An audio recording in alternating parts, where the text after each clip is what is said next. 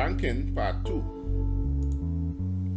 Many such persons either don't have enough capital in the banks or otherwise possess no acceptable collateral, such as lands or property. Many such persons cover the broad range of artisans or skilled persons, electricians, plumbers, carpenters, bricklayers, furniture makers, pottery makers, clothiers, and many small business owners. Because of the unique service that banks provide in any society, they do have the unique responsibility to assist or augment in the production process in the community. Banks today concentrate their services in providing loans for consumption rather than production. With an SVT economy, an SVT regime, it would be necessary to focus the available capital only on viable production. The regime would facilitate production, but would need lendable capital to be focused on the sites rather than on consumption of goods and services in the first instance. Lending for consumption could be facilitated by lending at a higher rate, but lending for productive purposes would be at rates that are not exorbitant. Since there will be thousands of new productive sites, the banks would make their profit over a larger spread. Banks would have the added responsibility of ensuring that their new class of entrepreneurs got their sums right in the first instance, and they do periodic audits of their customers' operations to ensure that they remain on track. A whole new education focus will be placed throughout the education system in the training of persons wishing to start and run business, and every relevant educational assistance, not necessarily financial, would be given by the state to all such persons. I reiterate that thousands of such entrepreneurs being offered credit at lower rates, the sheer volume increase in production of new capital, goods and services would not be inflationary because of competition. In a later chapter, how the numbers of such producing entities in every community should be organized will be discussed fully, so that capital in the banks should be offered using a tiered system of lending rates based on needs and then desires. Production activities on sites for the production of goods and services should receive the highest priority and the lowest rate, and should be made accessible to everyone willing to produce. Lending for such other facilities, such as building and acquiring houses, should be at a basic rate up to an amount that would give decent quality facilities. A higher rate would apply for more extravagant facilities. Consumption items should be placed in a higher rate category. This policy would encourage thrift and savings, and in any event, the purchasing power of all workers would go up to an extent that most goods and services would become within their reach.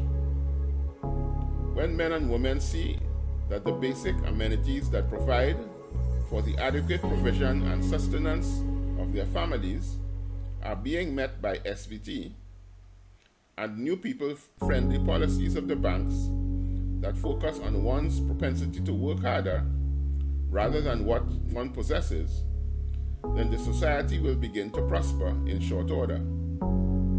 Banks indeed have a very important role to play in the community if it has to prosper. Indeed, the banks would be offering capital to all and sundry who are willing to work in the trust, confidence, and faith that the society will continue to work productively. As is the case now, banks are already lending on the premise that the capital issued as loans are over and above the capital retained as deposits. but they are only lending to a selected few in a society that has not optimized its production capabilities, so that lending risks are much higher in this scenario.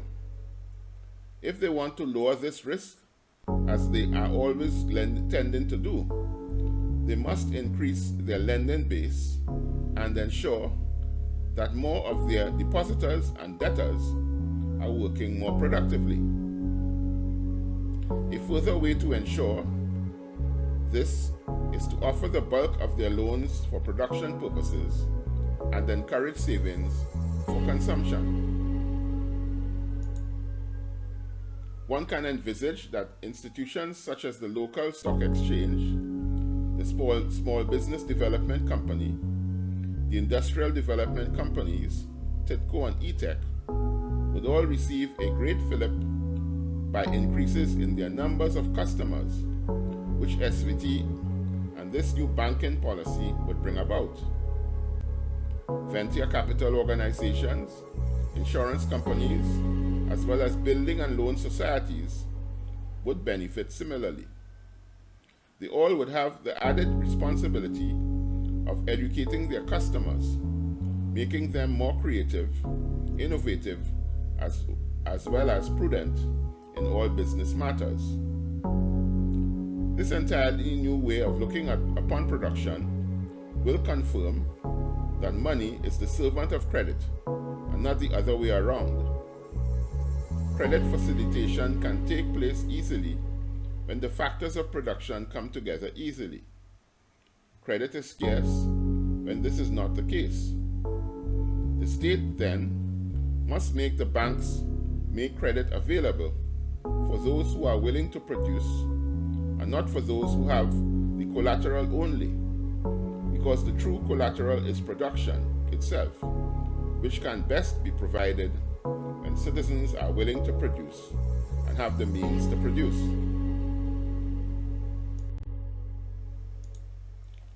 The role then of the banks, to reiterate, is to grant credit for production primarily and for consumption secondarily.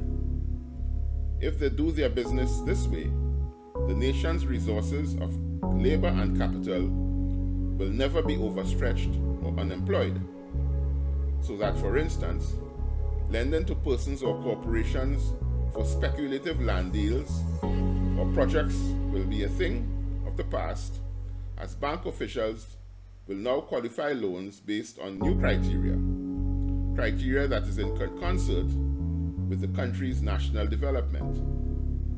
They will not lend at lower rates for consumption items or grandiose and extravagant projects which can clearly be outside national interests. A new climate of savings and thrift will be encouraged for persons seeking consumption items, which hitherto form the majority of bank portfolios. More banks will be encouraged to come in to provide more capital for lending, so that the cozy cartels that now exist will be broken. Competition, they say, is the mother of prosperity for all.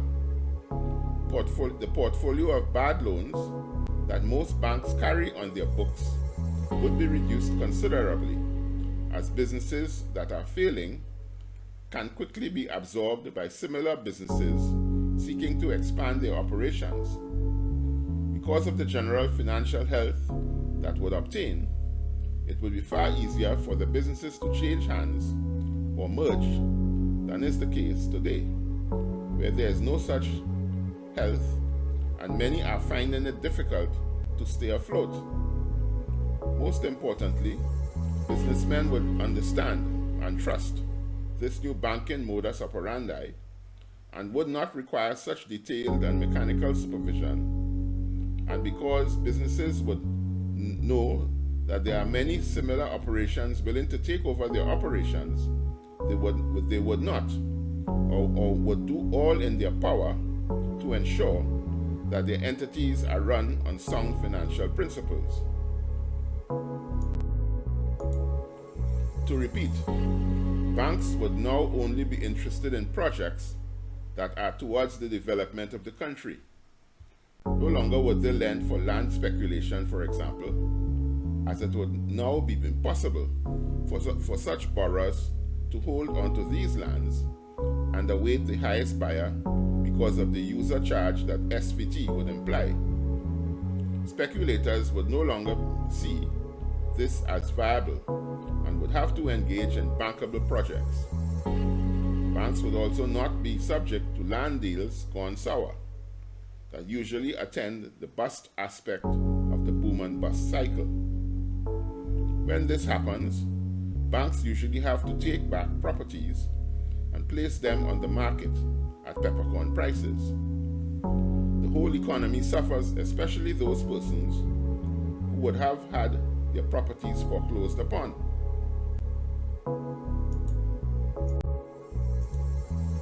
Banks also have a tendency to look only at property values and the balance sheets, assets and liabilities, when extending capital to businesses.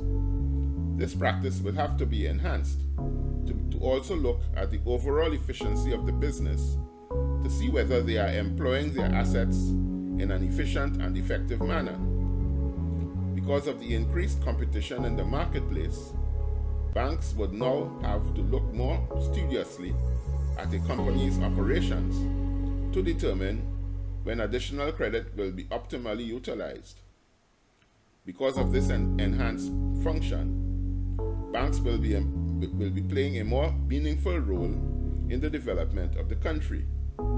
They will primarily be extending credit for production, and they will more actively scrutinize the operations of their client businesses. They will, as it were, wake up from the sleep that they have engaged in over the centuries of only being interested in security-backed loans for consumption items, as well as only lending to a selected few. The more banks admitted to do business in the country, this will no doubt bring about more competition for better service to customers. This then is the new proposal for banking in the community under an SVT regime.